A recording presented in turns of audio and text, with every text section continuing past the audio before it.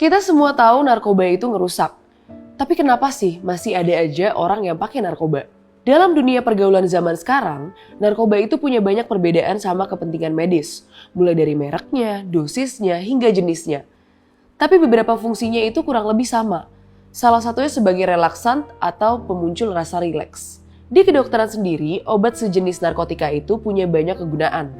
Dia bisa jadi anestesi, bisa jadi obat penenang, obat pelemas otot, dan lain sebagainya. Buat para pemakai narkoba, mungkin banget salah satu kegunaan tadi itu yang jadi alasan kenapa mereka mengkonsumsi narkoba. Anggap aja ketika seseorang lagi stres. Kadang konsumsi narkoba itu untuk lari dari masalah sejenak itu jadi pilihan. Pilihan ini pun jelas ada konsekuensinya, di mana mereka akhirnya akan jadi pecandu dan berakibat sistem sarafnya jadi kacau. Untuk alasan stres ini, mungkin sih kita bisa konsumsi obat daftar G sebagai pemecah masalah kita sementara. Hal ini mungkin jadi boleh ketika mental kita terancam. Tapi kita harus dan wajib mengkonsumsi berdasarkan petunjuk ahlinya, seperti misalnya psikiater.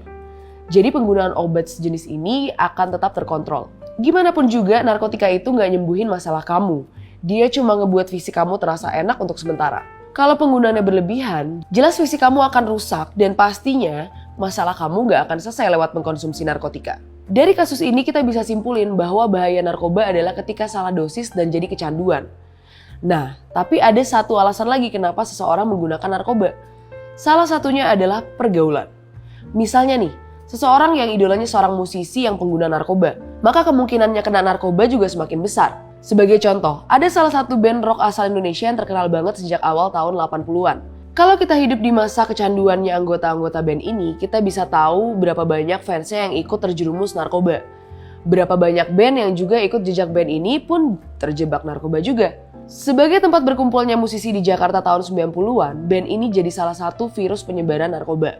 Faktor pergaulan ini jadi inti penting tentang bahayanya narkoba.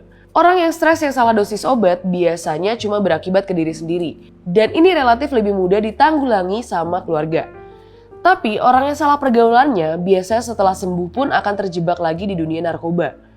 Oleh karena itu, untuk menghentikan peredaran narkoba, biasanya memang seseorang harus terlebih dahulu punya lingkungan yang kondusif dan keluarga yang suportif. Karena kalau pergaulannya nggak berubah, seorang pengguna narkoba akan menggunakan lagi atas nama pergaulan. Semoga kamu bisa jadi support system seseorang yang bisa ngebuat seorang pencandu lepas dari jeratan narkoba ya.